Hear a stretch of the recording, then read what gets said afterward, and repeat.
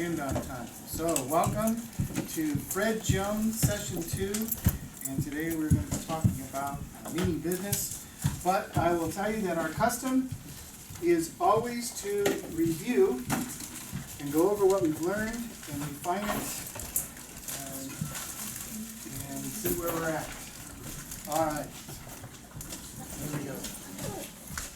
So today we're going to learn that any classroom disruption will trigger a mild fight, flight, reflex. How many of you have felt that already? How many of you are lying? Have you had a disruption? How about even the darn announcements in the morning?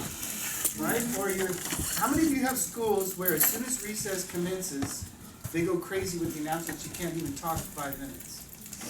Right? If you'll notice, this was a classroom when I got here. Do you see a speaker on the wall? It was over there, and I took that thing down, and then I smashed it. No, I put it in storage. It's over there on the cabinet. That thing's annoying. All right. Have you had any students be rude to you? Yep. How'd that feel? Don't want to describe it. Right? Okay. And then kids can be innocent disruptors too, right? They've got to go to the bathroom, they're about to get sick, or even mom's calling them out of class and you're right in the middle of trying to solve something. Anytime you have a disruption, it can trigger a mild fight, flight reflex. We'll talk about that.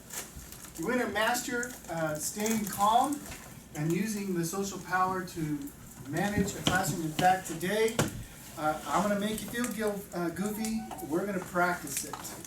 All of the steps, and you're going to look at me going, are we in junior high? And I'm going to smile.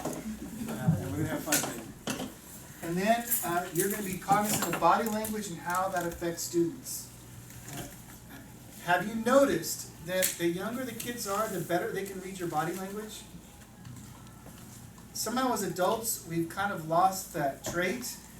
But your students are really, really good at reading your body language, even when you're trying to fake it. And you're going to use nonverbal prompts. All right. There are no degrees of consistency. You are either consistent or you're inconsistent. What do we mean by that? You have to follow through. Do the same thing. Always. Always. How hard is that? Hard. You get busy. That's hitting one of my weaknesses right there, being consistent. Right? The rules that were today are not the rules tomorrow. Have you ever had that experience? How about working for somebody where they are talking about last night's episode of one of my new shows that I'm watching is MacGyver, because I used to watch it as a kid, right? On Friday nights, 8 o'clock. Well, I have a DVR, so it's nice. I record it and watch it on Saturday, but I'm too tired to watch it on Friday night. You're at 8 o'clock. And so let's imagine that you come to work on Monday and you and your boss are talking about MacGyver because he's into it. And then on Tuesday you're talking about the baseball game or football game, Monday Night Football, with your colleague. And your boss gets mad at you for talking instead of working. Is that consistent? No. No. And now who are you mad at? The boss. The boss. Do we do the same thing in the classroom? Yes. Yeah. And we send mixed messages. So we're going to try to figure that one out. Okay. When you see unacceptable behavior, either act and your rules become reality, or you fail to act and your rules are nothing but air. What does that mean? That you don't follow through on your rules. Good. And what happens if we don't? They don't believe that there's an actual consequence. You would say it, but it doesn't mean that. All right, let's be honest for a second. They don't think you mean business. They don't think you mean business. How many times when you were growing up and you were, let's see, 10 years old, and your mom said, take out the trash? Some of you had parents that when she said, take out the trash, you moved. But the rest of us, me included, waited for a clue that she really was serious, right? And so some of us, mom would have to say, take out the trash. And then 10 minutes later, honey, I asked you to take out the trash. Okay, mom. And then a few minutes later, mom says, hey, I said take out the trash. All right, I'll take it out after the commercial, right? And a few minutes later, then mom comes in, and how does she address you? Come on, it's famous, right? Name. Full name. Stephen Ross Thornton, take out the trash. Oh my gosh, she means business now, and that's when we get to moving. Do your kids have the same pattern? Your students? Does a no mean no in every house? In some houses it does, in other houses it doesn't. One of the things I learned about my daughter, somehow she figured out that there was a strategy that she could use on my wife, my ex-wife, but she couldn't. I figured out, and I wouldn't let her use on me. She figured out that if she asked the same question 99 times, the answer was no, but on the 100th time, the answer would magically turn to yes. Okay, now have you ever had a kid ask you the same question over and over and over and over? So I came up with a response. Ashley, yes. You've asked me that question 7 times. I've answered no 7 times. Here's the situation. Right now you have happy daddy, and the answer is no. In a few moments you're going to have mad daddy, and the answer will still be no. What choice do you want to make? But, right? And I had to learn to be consistent, because what if I caved and said yes? And she do it again. And she just knows But all that. those no's didn't really know. She knows All she only those has to no's ask didn't 100 mean times before you say, don't do it, never mind. He may not be at 100, maybe he's at 200. I just keep pushing through. Right? Okay. In your classroom, at all times, discipline comes before instruction. Have you thought about that? Discipline comes before instruction. All right. Staying calm, our emotions. Calm is strength. Upset is weakness. I love this saying. My life is in the hands of any fool who can make me angry. All right. Have you gotten angry without the kids knowing it this year? Anyone? No, I don't want to do that. Yeah, Yeah. and then there's been a couple times where they didn't. And who's in control? They are. Who decided to pick the fight? Who made the disruption? Who's controlling the outcome? Because their outcome may be they just went out of class. What did you do? You fell right into it, didn't you? That's right. Okay. So we're going to talk about that in a moment. Okay. There was. Did I edit it out? Okay. Let's talk about for a moment your classroom setup, and I thought I had that in this. Hold on a moment. Did I skip something?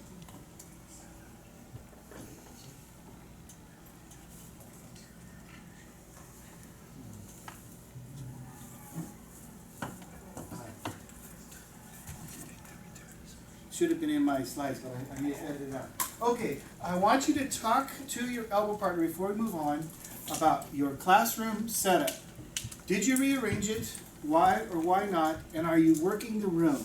Talk to your elbow partner. How's that going? Yes, I did.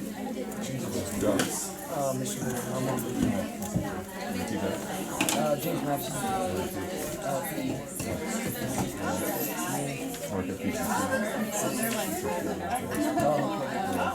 And if you don't have an elbow partner, you can find one. Talking about saying you have to set up in the classroom. Oh, hey. Yeah. Did you rearrange your? No, I have a I classroom. did not. It was good as it was. So, did you? I have my warm-ups, I have my transitions, all those things. The only thing that changes how I put them. Whereas in the beginning I said, okay, I'm going to go to your spots. Now it's, okay, U5, go there, U5. So now at least it's like a little amount of time. And it's not so much of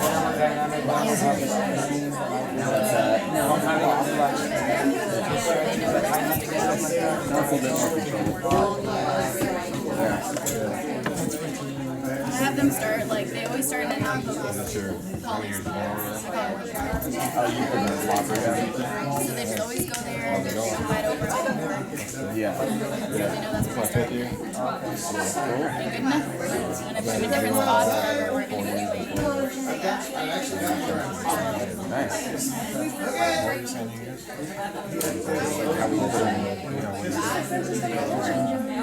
She uses polyspots, and then I just put out like 5 counts, and those will be my lines. And then I'll have my activity set up on and then I just kind of like call it what's to go. So that way it's not like the whole class going to look at it, but a little less. Just on my mouth. I've never had all that. That's a lot different over there. I wouldn't do that way. Good for you. We play, I think units seem to think I works really well. It's kind of different. It's a little bit more If I heavy. can get Lincoln's pretty good, except it's so straight. some kids that are just Dude, these first graders are like kindergartners. there's a lot of going on. They don't want to even change into it. But at urging, they seem to be old. I don't know. They're there for whatever. They're there for Oh God, kicked out. he's killing me. He's killing me, kids. Oh, that was so fun. But can be, I have things that are easier. I just don't think it's funny. Like, I wanted to talk about it. I was like, this can happen. So I can just go down to my house and keep out of my house. Yeah, I think but I definitely have that signature. Attendance wise, if they're not there, I can just That's like my class setup. Because I gotta win it. Like everyone.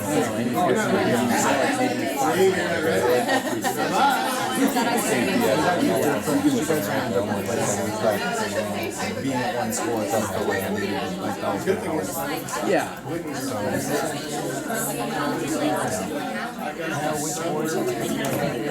It's really easy to six right into it because Right. You got kids that want to be active and you don't want to be active. You just say, orange and yellow films, you get oh, they're brother and I. One thing I learned that was my first year.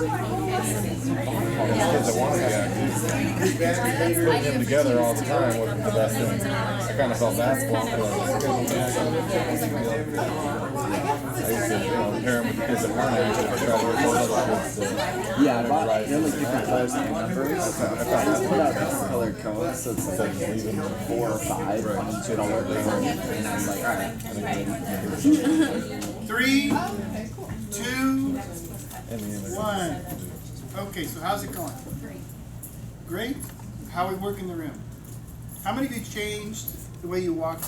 Changed your arrangement? Just a couple of you. How many of you changed the way you walk in the room? Is it working better? Yeah, we can eliminate a lot of behavior just by our physical proximity. All right, so here's a typical elementary school room. Does that look sort of kind of like maybe one of your rooms? What do we see normally with our teacher?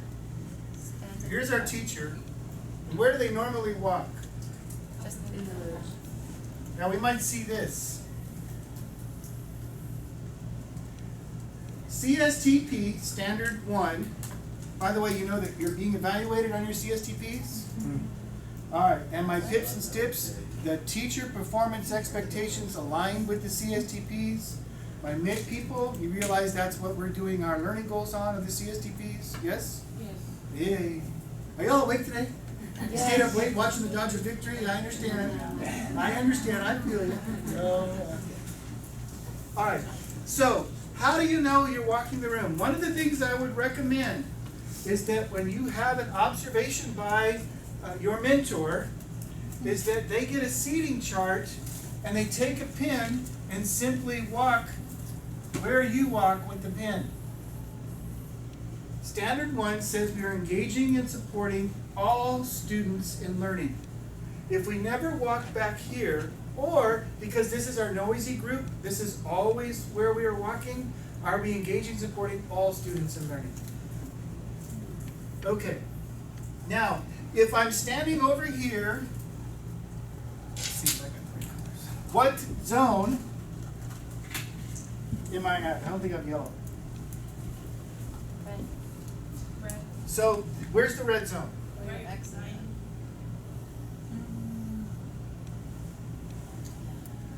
Where's the green zone?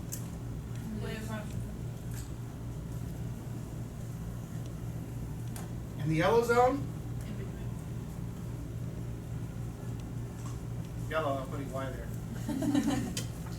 I've never seen that dry erase yellow yet. Okay, so what happens if we don't walk over here at all? And what happens when they're in green? And did you, now that I mentioned it last month, did you notice that? All right. So now the next question is this: is it hard to go from here to here sometimes?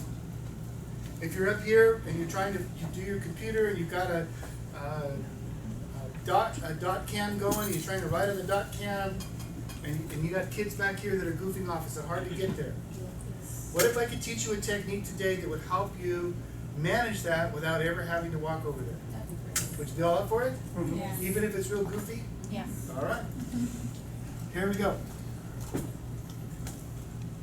Let's get an understanding first of the fight-flight reflex.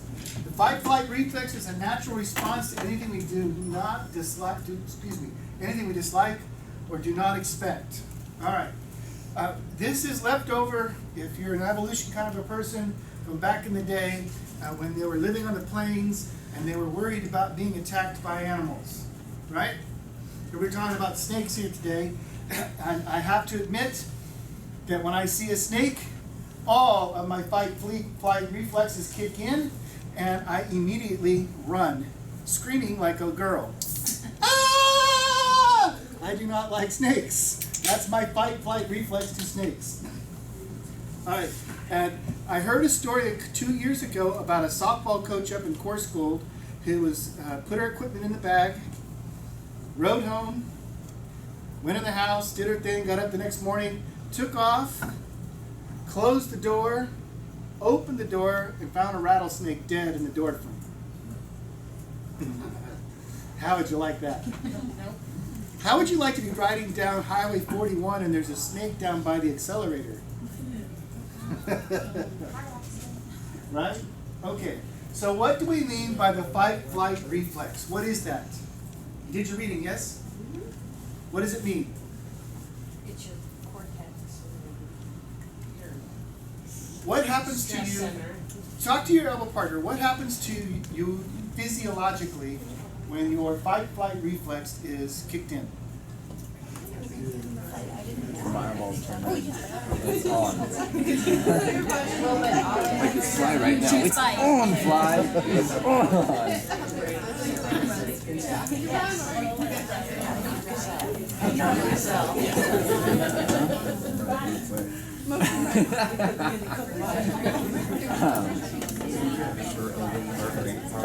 yeah. You know, fight, everything's right. Heartbeats go fast. You start clenching up your jaw a little bit. Maybe your hands will start to flex.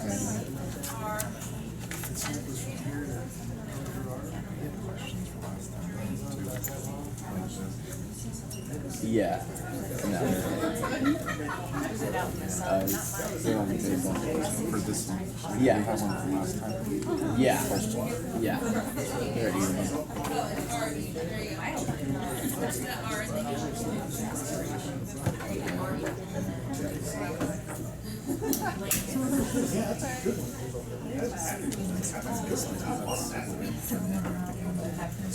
Yeah, he isn't mentioning anything about training, but I mean, have it.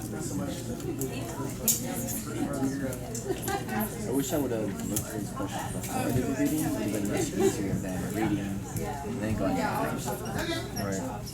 Because after reading 6 chapters, all of it kind of works together. Yeah.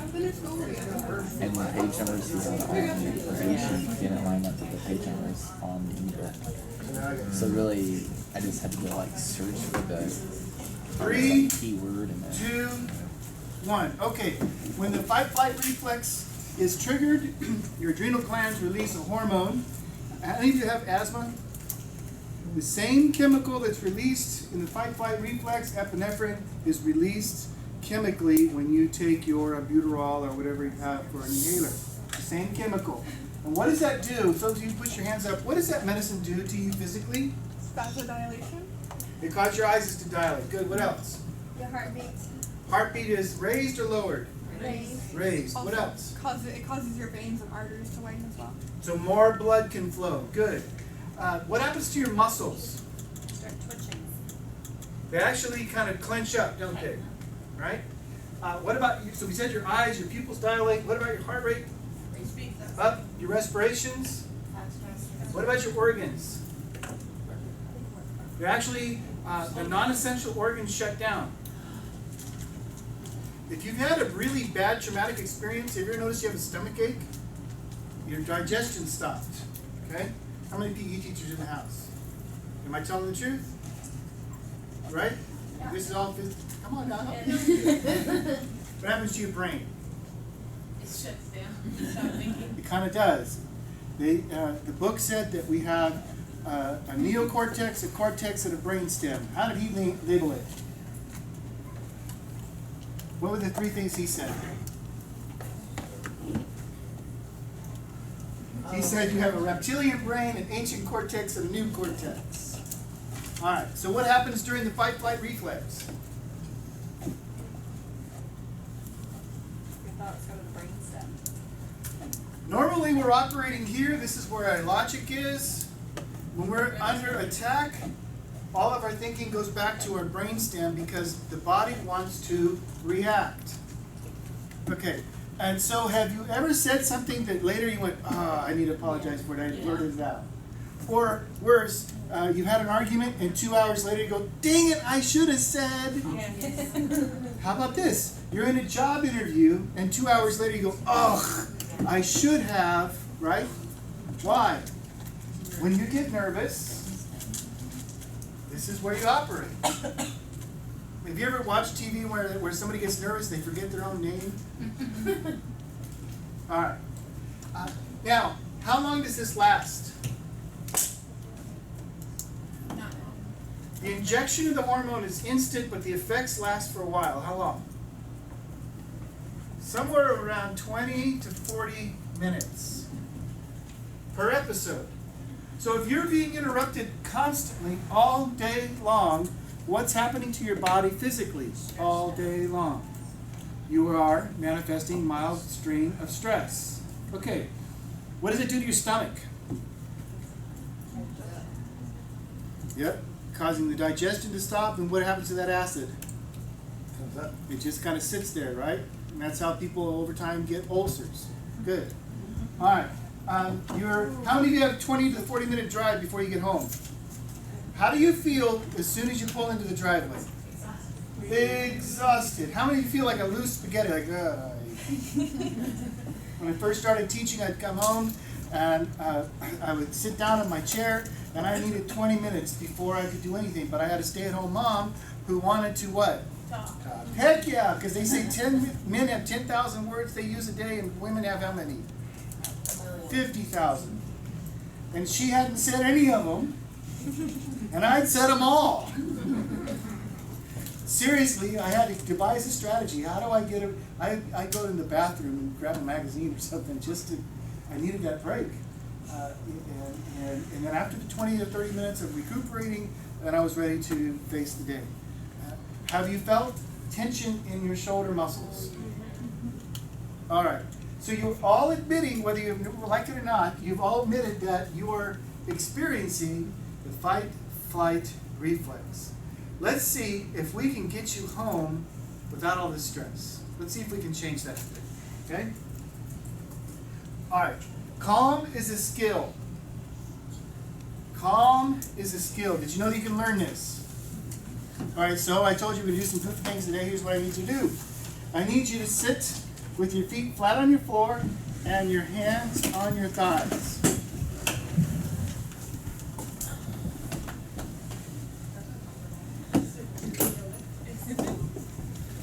Actually, I'm going to do something. And now, with your hands on your thighs, feet on the floor, I want you to clench your fit.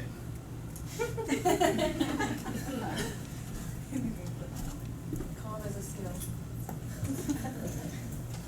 want you to clench your fists, clench your muscles, clench everything up. Feel it. Feel it. Feel it. And now relax. Alright, now I want you to close your eyes. I promise not to do anything really weird. You're not going to go to sleep on me. Alright, so, again, clench. Relax. Alright, now when I say, keep your eyes closed, now I'm going to say relax again. And this time I want you to take a breath in, hold it, and slowly let it out through your nose. Okay, ready? Ready? Relax. Breathe in, 2, 3, hold it, 2, 3, slowly out, 2, 3. Breathe in, 2, 3, hold it, 2, 3, breathe out, 2, 3. Do you feel relaxed? All right, open your eyes.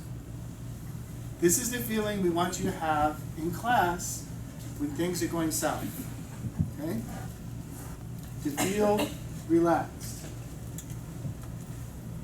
Why? Emotions are contagious. What do we mean by that? Okay, so you're teaching your class, it's not going really well, but it's going okay. Kids are kind of chatty, maybe the wind is blowing. Have you noticed the wind really can make your class unease? Even on a full moon and Halloween, when most people forget about it. Alright, so the wind's blowing outside. You have a great lesson, but it's not going the way you thought it would.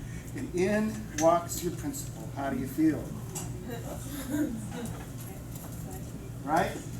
I heard a story that a person was being evaluated, and he told his class, tomorrow my principal's coming to evaluate me, and so here's what we're going to do. If you know the answer, I want you to raise your right hand, and if you don't know the answer, raise your left hand. Okay. Anytime an administrator comes in your room, it's nerve-wracking, isn't it? What happens when the kids see the nervousness on your face? They get nervous. All right, so you know that Charlie has the answer. He's been hitting it out of the park all week. No problem. You give him a very easy question, and he can't answer it. Why? He's nervous. Okay, if nervousness can be communicated, what about anger? What do you look like when you get angry? Turn to the person next to you and tell them.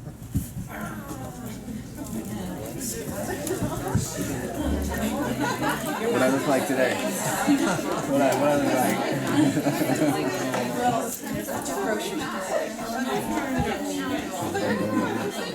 Yeah. Mike is ignoring. He's got the same guy. Yeah. They know.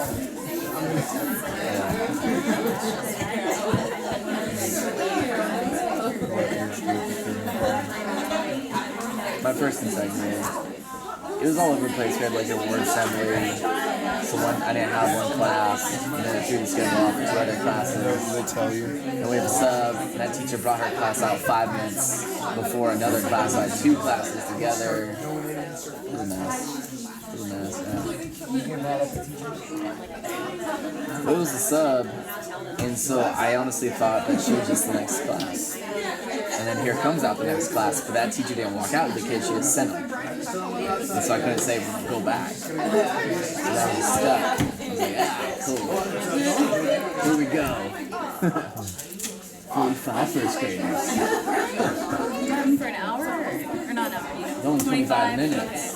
But we couldn't even get through a warm-up. Yes. Because it was like, oh, we never see them unless it's recess. And then they're like, yeah, it was bad. Okay. What about, have you ever got the giggles? Or a kid did something funny? Right? I don't know why we think it's cute, but a little first grader accidentally lets a tooth out and everyone starts laughing and you get giggles. And what happens when you start laughing? Of course they do. Okay, emotions are contagious. Now, at the beginning of class, I also told you that our young ones can read your body language better than adults. Okay? they can decipher and dice up what you're thinking faster than you can think it, okay? And it's really difficult to fake it, but we're gonna try, okay? All right, I have some questions for you, and I would like you to get into groups of 4, if you can, and I want you to answer these questions that come from our reading. First question is, how is the fight-flight reflex related to stress? Talk about that in a table group of 4.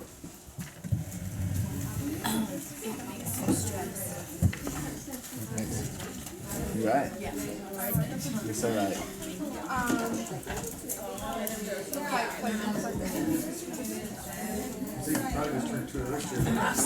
Chicken before the egg, which one? They can both. They can both cause.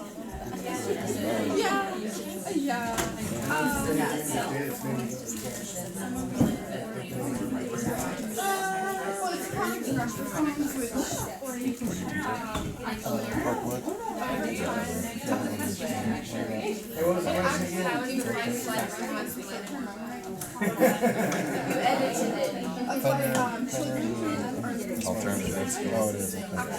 How's that? It's different this year. I've been at the gym all the last 4 years. I'm there now.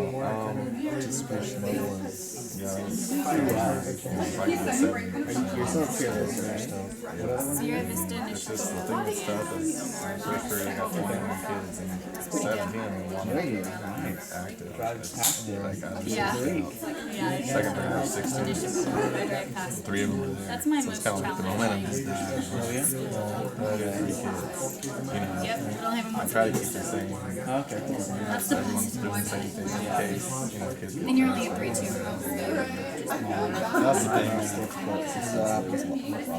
Yeah, like today, our attendance for the whole school is today.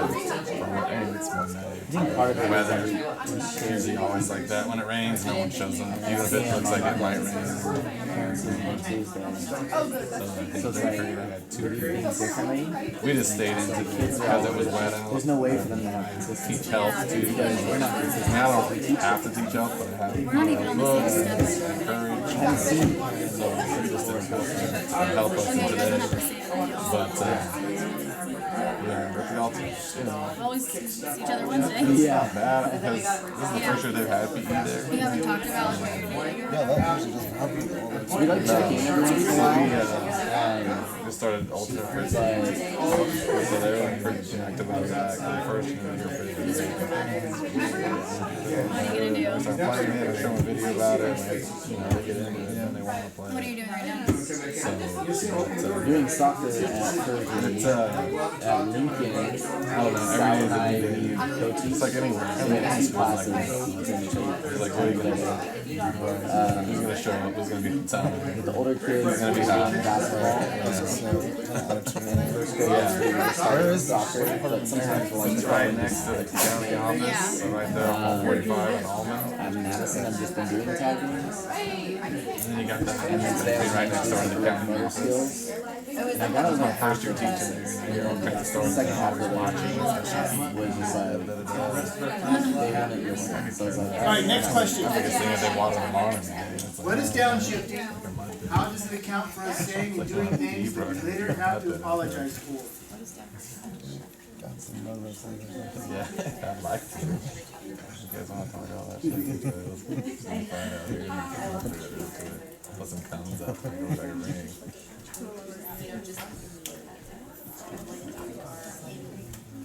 that be considered saying something that you know you shouldn't, but it comes out in that moment. And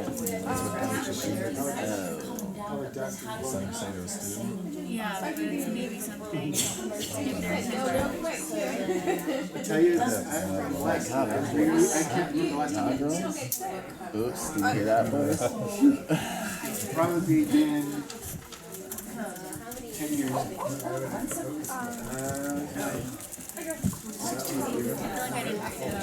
not in the class anymore, but I used to when I was in class.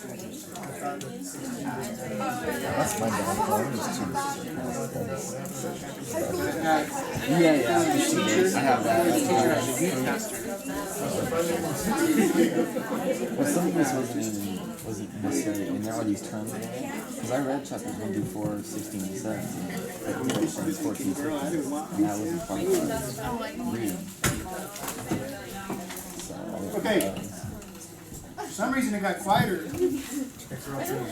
Downshifting is when we go from the neocortex to our brainstem. Okay. Third question. What is meant by calm is strength and is upset is weakness? Can you be in control of the situation without first being in control of yourself? Talk about that in your groups.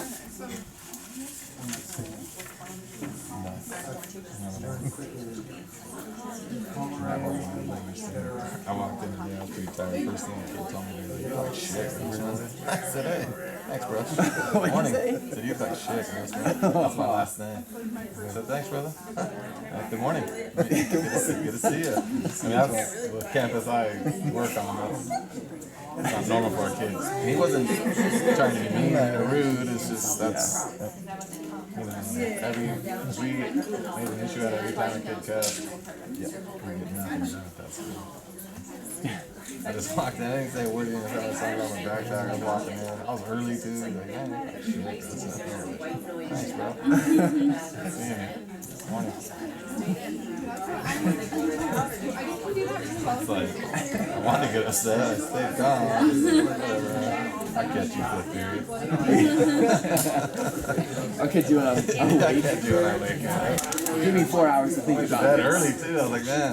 Alright, the last question. In your groups, the fight-flight reflex is quick, powerful, and natural. How can you abort the fight-flight reflex before you downshift into your brainstem? Talk about that in your groups. How to stay calm, how to do something like that. Take those deep breaths. All the versions are so stupid. Yeah.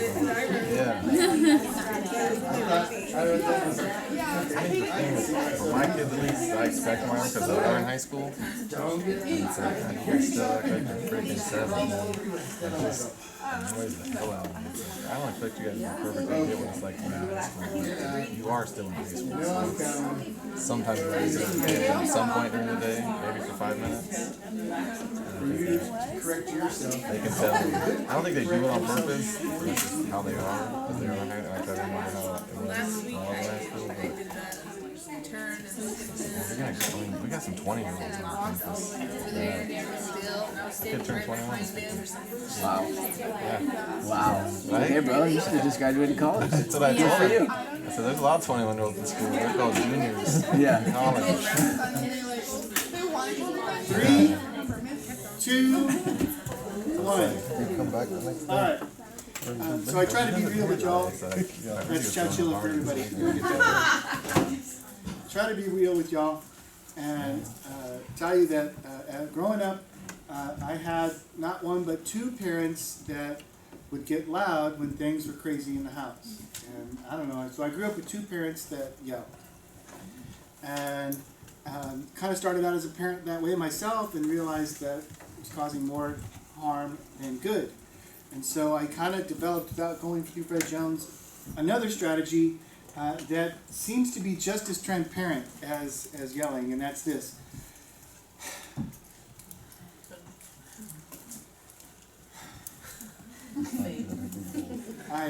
I'm not saying anything. I get in trouble for that now still. My wife, okay, what's wrong? Alright, do y'all do that? Yes. I get in trouble for it too. We don't even have to raise our voice. Okay, so tell me what am I thinking, and I'm going to give you an emotion, and you tell me what am I thinking. Not happy. Why? Your hands are on your hips and you got that scowl over there. There it is. Okay, and what about this? Still not happy. Not quite as happy as you were a minute ago. You're not sure, and that's the point. Okay, and now what? Oh, you're happy. You're buying us all coffee, right? Okay. You can read it. Your kids can read it. So, the first thing we have to do is practice having what the author calls the Queen Victorian I am not amused look. Okay? It is exactly what, I'm sorry, tell me your name again. Katie. Katie. I go by two different names, so I I don't was know. there, sure. Brainston. She got nervous, Brainston. So Katie is absolutely right. The object is to not know what the teacher is thinking. And the system talked a lot about an analogy. Remember the analogy? Poker. And what did it talk about with poker? The idea was that a kid makes a disruption. That's his raise. And a teacher does what? How the teacher reacts, well, I could call or raise that, right? And pretty soon, the stakes become higher and higher and higher until what? We send the student out of class, okay? All right, so how do we have a way of interacting with our students that doesn't allow them to know what we're thinking? So again, feet on the floor, hands on your lap. We're going to do the relaxed breathing thing one more time, but there's a trick that Fred Jones talks about. And he says to take your tongue and put it on the roof of your mouth right where the hard and soft parts meet. And what that does is cause your jaw to relax. So if I'm like this, what does that say? I'm going to kill you. Right? And I have this, because I'm light skinned, my face turns red, and the top of my head turns red, and the veins pop out, and I haven't even said anything. And apparently, to an 8-year-old, that's pretty scary. All right, but we want to try to relax. So did you find that place? No. So put your tongue on the roof of your mouth, and does it make your jaw come down? Mm-hmm. See the difference? Does it convey a different emotion? All right, so again, we're going to practice relaxing breath. Hands on your thighs, sitting straight in your chairs. Breathe in, 2, 3. Check your tongue, 2, 3. Out, 2, 3. Breathe in, 2, 3. Check your tongue, 2, 3. Out, 2, 3. All right, you think you got it? All right, I want you to pick somebody to be the A and pick somebody else to be the B. So you have a partner, A's and B's. And then I want you to turn your chair so you're facing your partner. Hey, how you doing, And I promise you it's going to get worse before it gets better.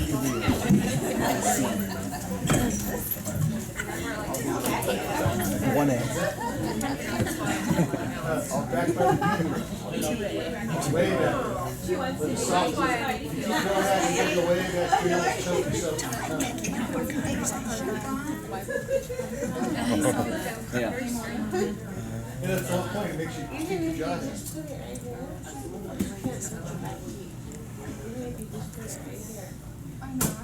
Okay.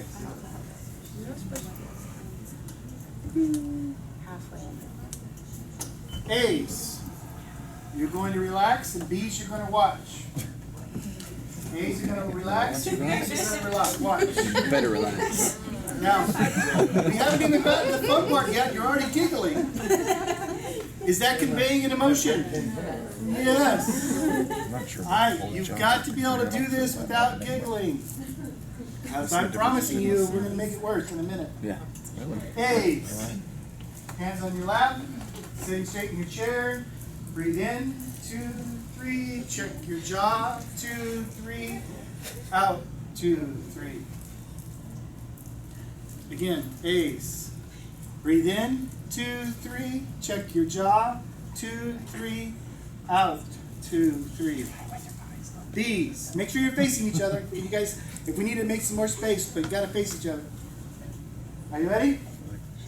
B's. Breathe in. 2, 3. Check your jaw.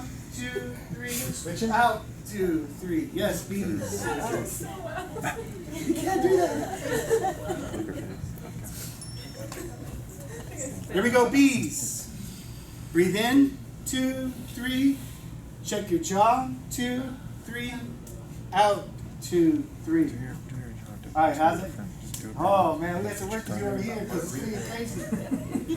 I don't even have to try right here. All right, now, Switch leg right here. A's. You're going to try to make the bee smile. B's. You're trying to have that regal, Queen Victorian, I am not amused look. You can't smile, you can't smirk, you can't snort. Okay? We're going to practice. And I know it feels awkward. And again, it's going to get worse before it gets better. Here we go. B's, relaxing. A's, don't say anything. You can't say anything, A's. But I want you to try to make them smile. This is easy. Here we go. B's, breathe in.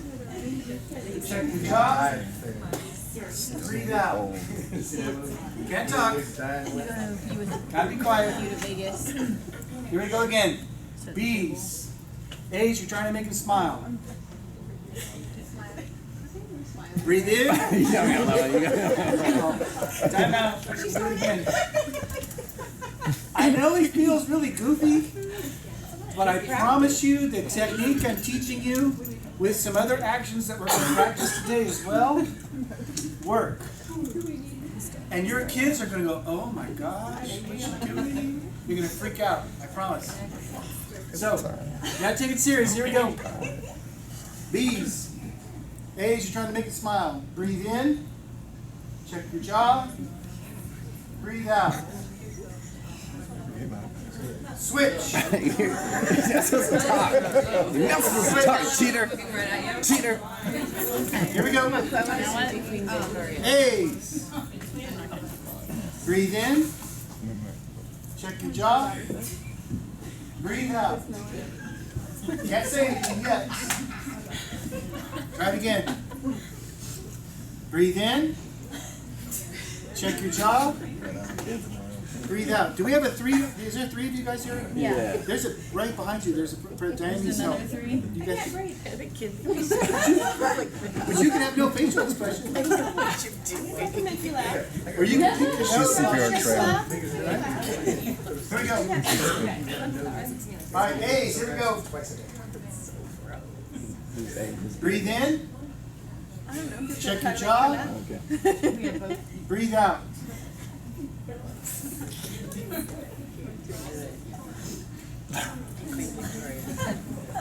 Breathe in. Check your jaw. Breathe out. All right, how's it going? Not too well. All right. Now, A's, you're still going to be relaxing. B's, this time you get to talk. But when I say 3, 2, 1, I want you to stop. I want you this time, instead of trying to make him smile, to make him angry. Make him angry.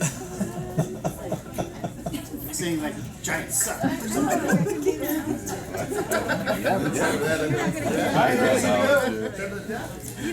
3, 2, 1. Breathe in. Check your jaw.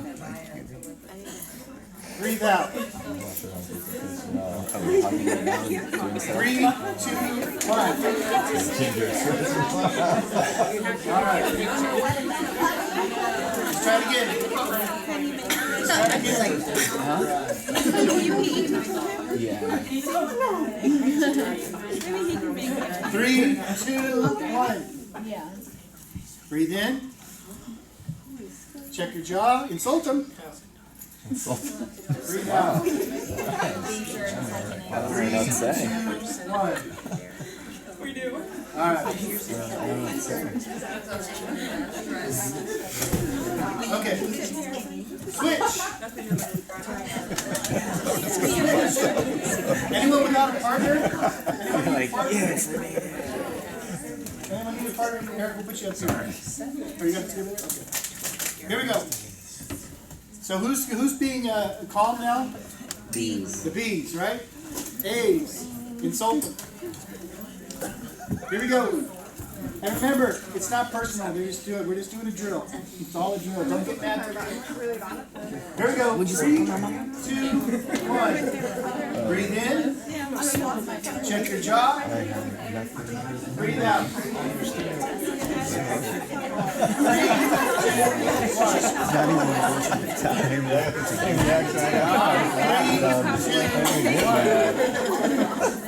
3, 2, 1. You're so nonchalant about it. There you go. Come on, y'all. Well, if you master it here, though, It's not place it's not the natural. same as where we. All right, guys, listen up. Because we're not going to increase. Original the HR stuff. I know that it feels strange, and we have more exercises that are even stranger. But if we can master it here, then we can do it in the classroom. All right? I'd hate for the first time you try the Regal look, it's not a stare, but it's a Regal look with your students, and you start cracking up. That's not going to work. That's not going to have the desired outcome that you were hoping for. All right. Now, we're going to add something. Okay? Remember I told you that we could be here and manage this group over here with a look. Okay, so let's practice that. The next thing you're going to do is we're going to practice standing. And I'm going to show you the whole thing, and then we'll do it together. So it'll start like this. We're over here helping Charlie. We hear a disturbance over here. Now we're going to do this. We're going to take a deep breath. We're going to relax our jaw. We're going to say, "Excuse me, Charlie," and slowly turn towards the offender. Okay?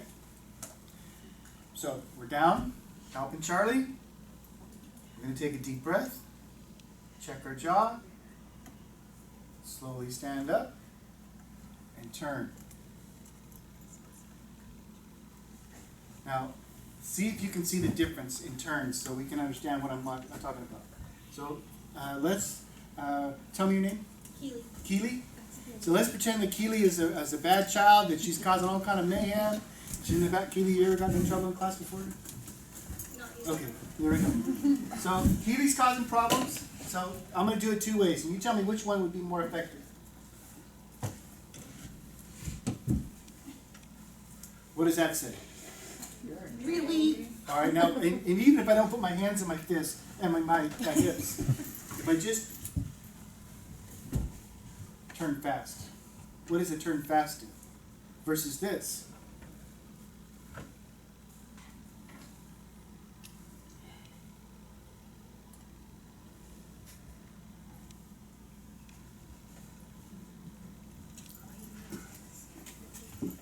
You know what I'm thinking? Does Keely know what I'm thinking? Mm-hmm. She knows at very least what? She's dead. I know.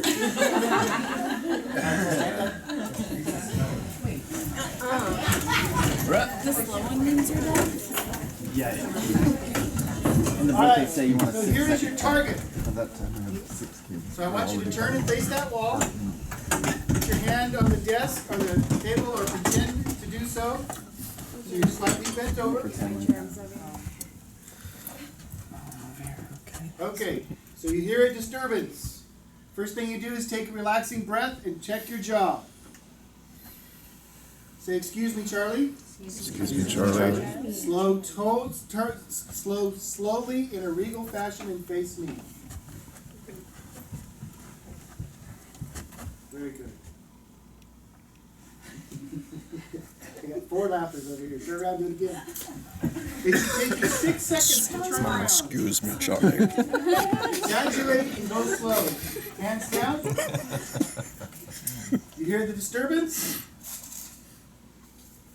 Say, take a deep breath, relaxing breath. Say, "Excuse me, Charlie." Excuse me, Charlie. Slowly stand up and make a turn. It takes 6 seconds.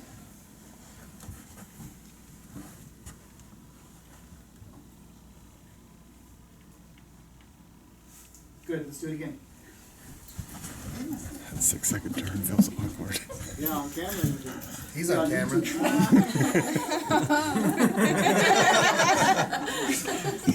There you go. There's the disturbance. In the force. Check your breath, your breathing. Check your jaw. Say, excuse me, Charlie. Excuse me, Charlie. Slowly turn toward the fence. Should take you 6 seconds. Good. Okay, have a seat. All right. There is a difference between this and this. All right, now let's talk about our hands. What does this say? That's him upset. You can. My dad had a. Have you ever played poker and they say that there's a read? You can read somebody? My dad. If the coins in his pocket were jingling, you knew you were in trouble. And he wouldn't stand straight up. There was always kind of a. You ever heard of Coach John Wooden? 10 national championships in a row.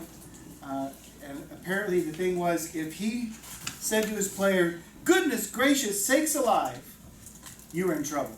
He never swore. I guess he was a church-going man and didn't believe in it, but if he said, "Goodness gracious sakes alive," you were in big trouble. Okay, so hands. All right, what about this in my pocket? Is that okay? And now I'm going to be a little sexist here. I don't mean to be, but I will tell you that for a guy, it's probably okay. For a woman, except for our PE teacher, because you're probably not wearing a dress to PE, but do you ever wear dresses to work? Do they have pockets? No. So can you imagine you practice this and you want to turn and there's no pocket there. So what should we do with our hands? Okay, so you can leave them by your side, or you can leave them in your back, behind your back. Why behind your back? I was taught by my kin's teacher at Fresno State that that's the most calming way for kids. You don't see your hands. It doesn't look like it doesn't give you that effect like you're gonna get smacked or anything like that. It's just calming. It's the fastest way to calm your kids down in a PE classroom is to stand there like that versus like this, hands at your side. And what if I lean a little bit? Now you're coming down to their level. Does that convey a different emotion? Yes. It's more intimidating, isn't it? Right? My hand on my hip, just one of them. Does that convey something different? Yes. Right? Now, body language is huge, people, huge. And the way you conduct your body language communicates to your kids. And remember we told you that emotions are what? Emotions are contagious. Okay. So, where our hands go really does matter. Okay? They can go by our side. I don't know if this isn't comfortable with me, but maybe it works for you. Behind your back. But I think we want to avoid this. Because I can already feel myself kind of slouching. And then you know what's next?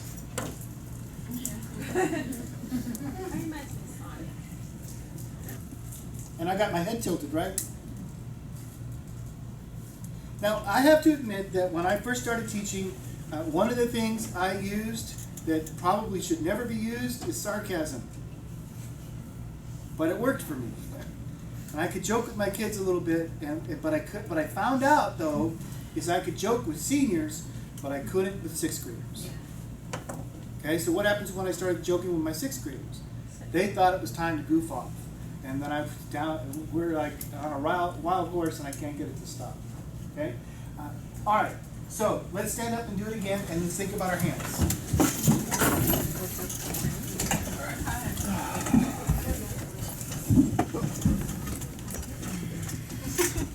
Okay, hand on your desk, you're helping Charlie. There's a disturbance. You might even check the disturbance.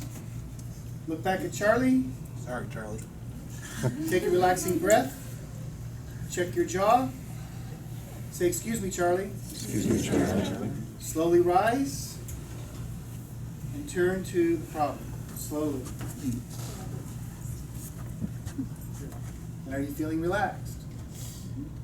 Fantastic. Okay, have a seat.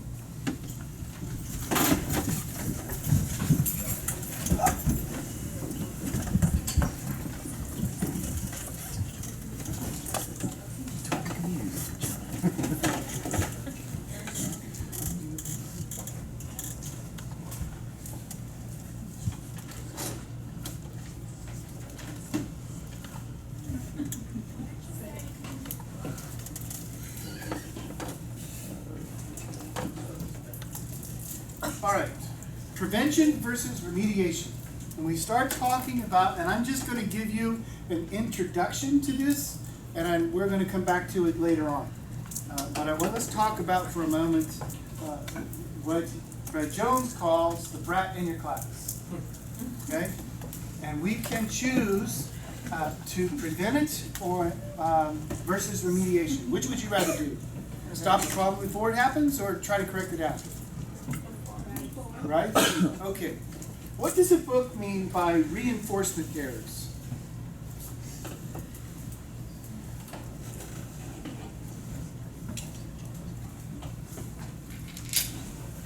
All right, do you remember your psychology? There are 3 types of reinforcement. You know what they are?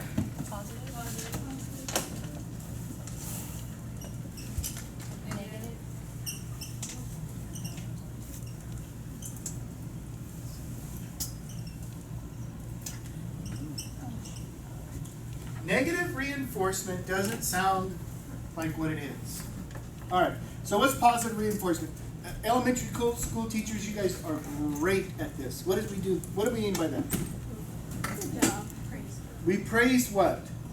Good behavior. All right, so we're getting out our math books. Oh, I like how Table 4 is getting out their math books. Well done. Give you an extra point on Dojo. Oh, Brian, that's great. You got out your book first. Okay, Brian, go clip up, right? We have all kinds of positive reinforcement. What is negative reinforcement? Isn't it the removal of the negative No. consequence? Is it pointing out that Negative reinforcement is when somebody does something that we don't want, and we reinforce that, and they keep doing it. It's a negative behavior, and we have reinforcement with, and it keeps going. In fact, it's also called a reinforcement error. Okay? What do we mean by that? If a kid wants out of your class, and they're messing up, and you send them out of class, what did you just do? I rewarded them. You just did. You rewarded them. You reinforced them. Every time there is a behavior, there is something that person wants in return. All behavior wants some sort of reinforcement. Okay. So a kid goofs off in class because, and I was just talking with some reading specialists last week, and they confirmed a theory I've always had, is that I have a kid in the 6th grade that's reading at a 2nd grade level. What kind of behavior is typical of that student? Not 2nd grade, but goofing off. Why? It's a defense mechanism. they don't understand, and so they're just. I think it's even more than they don't understand. They're trying to hide the fact That's that they it. can't read like everybody else. It's a defense mechanism. Please, please, please don't make me read in front of the class. I'll do anything. Charlie, can you read the book? Charlie, you know that's not acceptable in class. Everyone's laughing, right? Charlie, if we do this, now what's happening? Now I'm reinforcing it, right? Now I'm giving him his attention. And has he had to read yet? No. He's getting what he wants. Okay? So if a kid starts an argument with you in class, what is it that they want?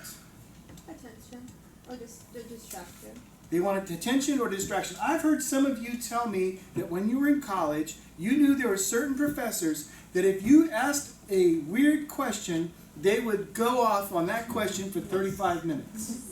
And you're like, yes! Problem was, though, the material they were supposed to cover, they never covered, but it's still on the exam. All right. Punishment. What is this?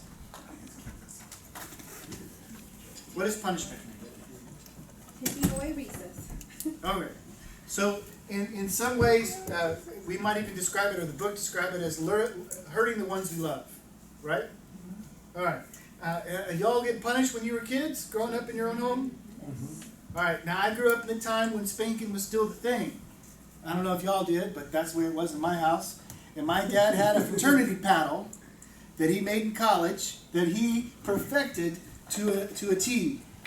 And I was on the receiving end of that fraternity paddle on many occasions. And you know, growing up, I knew in the back of my head I deserved it. I can't remember a time when, man, it was Jeff and Brian's fault and I'm taking the blame for it. No, I knew. Especially since I was the oldest, oldest of 3 brothers. Well, you're always getting it. Of course. Whether you were there or not. Yeah, and so I knew. My brother Brian, bless his heart, developed a different strategy. It worked a couple of times. He was about to get the paddle, and he looked at my dad with pup dog eyes. I love you, Dad. And see, I had a sister, so you got to do her first. What do you mean? Because she would cry and get out of it. So if I went first, I got my whooping, and then I came out, and she, no, Daddy, please, no, Daddy, please, and then he came. So I already got mine. So I figured it out. I sent her in first. You take her in first, and she, no, Daddy, please, and he came out. You got lucky. I didn't get lucky. I got smart. All right, did we punish students in our classroom? Right? You sit over there, no, you can't join our group, you just missed out on recess, I'm gonna call your mom, you're going to the principal's office. Does punishment work? Sometimes. Not always. Not always. Does negative reinforcement work? Always. Always. And eventually, positive reinforcement will work as well. Okay, so the book talks about backtalk like this. It says that it's kind of like a melodrama, all right? It takes 2 people, okay? And if you're old enough to remember Dean Martin and, I just forgot his name. He did the assistant, Jerry Lewis. Jerry Lewis. And Jerry Lewis was always the comedian and Dean Martin was always the straight man, right? The same thing is happening in your classroom. It's a melodrama. And the student that is by the way, how do you know a student is back-talking you? That's what the book said. Their mouth is open, right? If a student is back-talking you, and you participate in the back-talk, what happens? They won. It's a poker game, right? I'm going to back-talk. Uh-oh, well then I'll back-talk worse. I'm going to back-talk. Oh, I'm going to back-talk even more. And then eventually what happens is you've had enough, and you do what? Send the kid out of class. And I've had issues even with some high school teachers getting into yelling matches, getting into each other's faces, turning red, saying all kinds of bad words. On other campuses away from our city, we've heard of teachers getting into fights, right? Because a student and the teacher escalated, and I blame the teacher. Okay.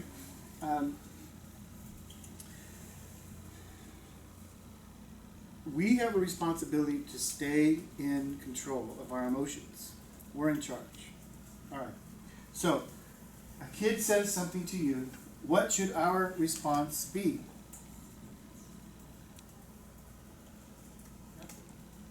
Nothing.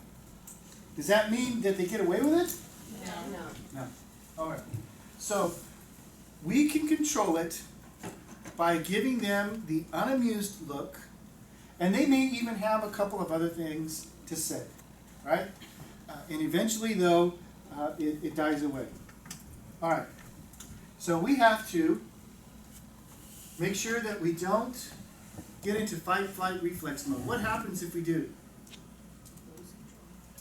You've already lost. You've already lost, and 38 kids are in control of your brain. Okay? And you're going to say something that you're going to regret. Right? All right, so I've been meeting with teachers, and some of them are struggling in the classroom, and they're worried, hey, am I going to have a job? And I tell them, don't worry, because there's only 3 things that can get you fired today, right? 3 things that can get you fired. Did you know that? There's 3 things. Having sex with a student, hurting a student, or stealing something. Those 3 things will get you fired right now. What if you came to school, God forbid, intoxicated? Would that get you fired today? No. No, actually. No, they might ask you to go to rehab, or they may talk about a problem that you're having, or they may try to work it out, but it won't get you fired. But you're in a different situation than a tenured teacher. All right. So next week, or let's say that 3 days before Thanksgiving, things are going chaotic. It's been raining outside, and your dog died over the weekend, and you had a fight with your spouse or your significant other, and you're not feeling it, and you come to school on Monday, and this kid that's been just nagging at you, finally just flips you the bird and says, I'm not going to do this, blah, blah, blah, right? And what are you thinking? Do you have capacity to deal with this at the moment? Probably not. All right. And you say a couple of choice things to the students.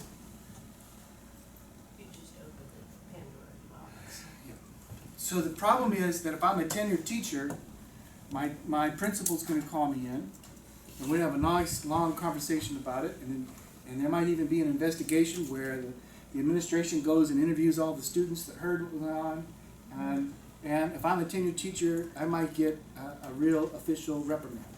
They might actually write something and it goes into my file. But do I have a job? Yes. Do I have a job next year? Yes. Are y'all on a tenured contract? No. Any of you? So what happens if that were to happen to you? Goodbye. Very possible that we get to the end of the year and the principal says, well, it's been great having you this year, but we don't have a need for you next year. Thank you. And you're non-reelected. And the bad news is that in most of the districts around here, if you're let go, then you're probably done in that district. I'm just being real with you. Okay? And HR gets your name and says, okay, make sure Steve Thornton never applies for anything to Dare Unified again. We're done. You can go to Chowchilla if he wants to, but I don't know, I might call that guy out there and let him know what happened in the classroom. And that happens. So help me help you here. I don't ever want you to get so upset that you say things that you don't want to say. And we saw that what happens when we get into that reptilian brainstem mode. The adrenaline. Adrenaline. Is our logic working? No, No. that's out the window. It's all out the window, right? Okay, so what do? What does the book say? It says what? If you open your mouth, what happens? So at first it says fight, the fight-flight reflex, stay calm, and it takes one fool to back talk, it takes two fools to make a conversation about it. Make sense? There's a theme here. The second rule of back talk. Open your mouth and slit your throat. That's what the book said. I'm just quoting. What does it mean? You open your mouth. Yeah, don't say anything. All right. The third rule of back talk. If the student wants to back talk, at least make them do all the work. Don't do half of it for them. All right. So, does that mean that you don't address it at all? No. All right. We remain calm. What does remaining calm help us to do, by the way? Think. Reorganize what we're gonna do. Think. And by the way, if she's back talking, and I'm right here with my palms down, what is she? Now I'm thinking, right? And what is she thinking? What's he gonna do? Or what's he gonna thinking? Do I really want to say this? Do I want to keep going? All right. And then, so how can I massage this into a win-win for everybody? Do I want to send her out? No. I wouldn't. What if she says the F word? F you, Mr. T. Many of us would, but I would advocate not. How about a juvenile hall, man? What happens there? Oh, doing a hall, they'd be told to leave. But where I work now at PTC, that happens. Oh, you got a new assignment. Yeah, I've been at PTC all year. Oh. That happened to juvenile hall a lot. That happened to ESS a lot. That happened to PTC a lot. Not a lot, but I mean, you're not getting told to F off on a daily basis, but you will be told to F off. And it could be nothing you did. Usually it's nothing you did. They're mad at something, but, you know, we have a kid that's wanting to get out of class every day now. It doesn't matter what class it is. And That's a good point that you made, though, that we don't know what they're really upset about, Yeah. right? All right, so is it possible that you're, as a male, represent the male that's in the home, Or that's it's not treating the family It's right, not in the home. or not in the home, Yeah. right? Okay, that can be a problem. All right, what else? If the idea is that I'm going to remain calm, I'm going to relax my jaw. Why am I relaxing my jaw? Facial expression. There's a big difference, isn't there? Okay? Am I going to cross my arms? No. All right, look at that. I did that automatically. Watch. My foot goes out automatically. Right? I can even do that. Make sure I'm off camera.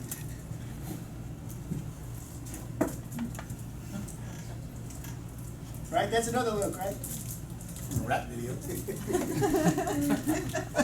How we move communicates. Okay. So if we remain calm, take a deep breath, we get a chance to think, and then what?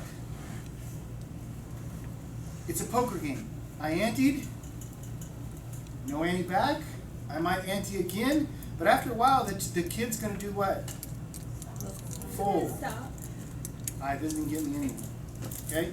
And some of the things that we might hear are this. So I come over here, so you were talking, and what you might say is, what? I wasn't doing anything. What is my response? Old school me would have, hey, you were talking and I need you to get back to work.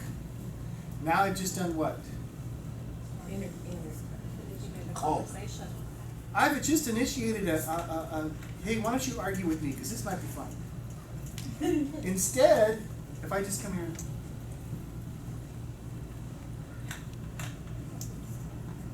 Can I get a non-verbal cue? What would that be?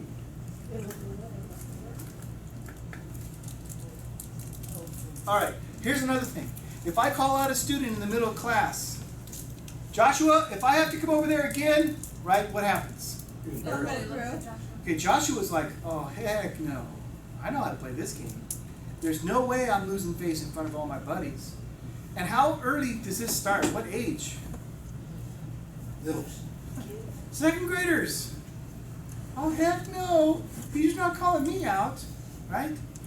And that's exactly what happened. I cannot lose face in front of my friends. So instead, what? I wouldn't do anything. I don't make a move. I don't say anything. Now, later on we'll learn, and if the room was arranged differently, we could actually walk over there, okay? And still not say anything. Now, after it's all said and done, what can we do? Just say that to class. All right? Or we're lining up for recess. Sarah, come here, please. All right, class dismissed. Now Sarah and I are going to talk about this, right? Now I can talk to her or talk to him, not in front of their peers. Now who's in control? You are. Who picked the argument? You did. Who picked the time? You did. Who picked the subject? I did, and I'm in control. In the middle of class, though, the kid's picking the time, the kid's picking the argument, the kid's picking the outcome, and I've just lost control. Because they feel more confident and in control if they're surrounded by a bunch of peers. Especially in junior high, right? In junior high, as soon as we get on a kid, what happens to the rest of class? Ooh, right? In fact, it's possible to put out a fire over here, and in junior high, what's going on over there? Another fire started. So I get this class quiet. Now, I could race over there, or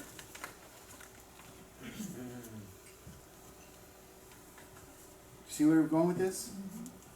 All right. You can't talk back to the student because it's the teacher back top that gets the kid kicked out of class, not the student back top. Capiche? All right. See, I'm trilingual. That might be good. The book describes 3 different types of back talking, and this one is kind of almost innocuous. What is the switching agenda one? Do you remember from your reading? Changing what you're trying to do in the class. That's the old, get the professor to talk about something else, right? Okay. And this is also the class clown. This is the one that tells the joke, right? When somebody says something really funny, but you're trying to maintain class, what do you have to do? And y'all are tired today. What is our rule of back talk? Don't engage. Don't engage. So somebody says something funny, my problem is, I want to join in the fun. And that just makes things get worse. All right, what is whiny back talk? I know, I hear it in my house every day.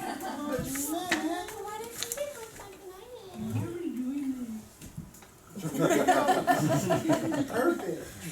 What's our response? Nada. Nothing. What about nasty back talk? Depends on how nasty. Again, we're playing the game. I mean, obviously, what I'm telling you today is now we're getting up to the 90% of being able to control our class with walking the room and with controlling our emotions and conveying I am not amused. This isn't going to eliminate all of it. No. And that's why we have 10 sessions, y'all. This is going to help, though, with 90% of what's happening in your class. But what can I do when a kid is really out of line? Most of the time, dismiss the class. Okay, Charlie, I need you to stay here. Charlie, what's going on? And sometimes, many times, when we pull that kid aside, we have a breakthrough. Because now the kid realizes I'm not so much in trouble as this adult actually genuinely cares about me. And you can convey that message. Charlie, you know that this is not acceptable behavior. I don't want to see that again. You understand me? Yeah. And we could even change it to say, Charlie, I need you to help me teach this class. It's obvious that the class follows you. You're a leader. You're a natural leader. How can we use this in such a way to make a positive impact on the classmates that you have in your class? I'm a leader? Yeah. You're a leader. And you can use it for good or for bad. But you're going to be a leader. What are you going to do? And we can challenge them and hopefully see where it goes. And we have more strategies that are coming later on. All right. When in doubt, do nothing. We'll talk about palms and bending an elbow and camping out later. These are, I mentioned that today, just introducing this so that you can deal with some of the stuff in your class, but there's more to come. And never, ever take what a student says personally. Remember I said, you don't know what's going on outside of the classroom that could be causing behavior inside the classroom. Our long-term response with limiting back talk, the time to think we can do what is appropriate. We can even say something that they don't expect. We'll talk about that later. Therapeutic conversation, which we just talked about, and reconciliation. All right. Here's what I need you to do for homework, especially if you're taking the class for units. Write about how this is working in the classroom through journaling. Record at least 5 times when you read body language, relaxed, returned, walked, redirected using nonverbal cues. Okay? So your assignment between now and the next time we meet is to think about 5 times that you did this and write it in your journal. Focus questions, I passed out some focus questions tonight, so make sure you do that. And then I need you to read chapter 5 and 6, help with hand raisers, and praise, prompt, and lead. Okay? And it should be on the paper I passed out tonight. Is it pink? White. White? Okay, very good. All right, questions? Can you put that back up real quick? Yeah. Oh, okay, never mind. It's already written down.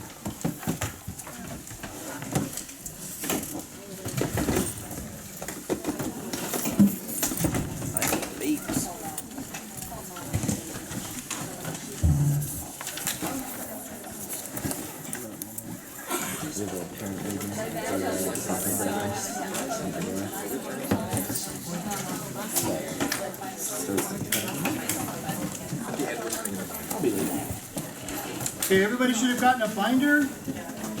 If you're taking the class, if you're taking the class, All of your homework goes in the binder, and when we're finished, we're going to collect them. I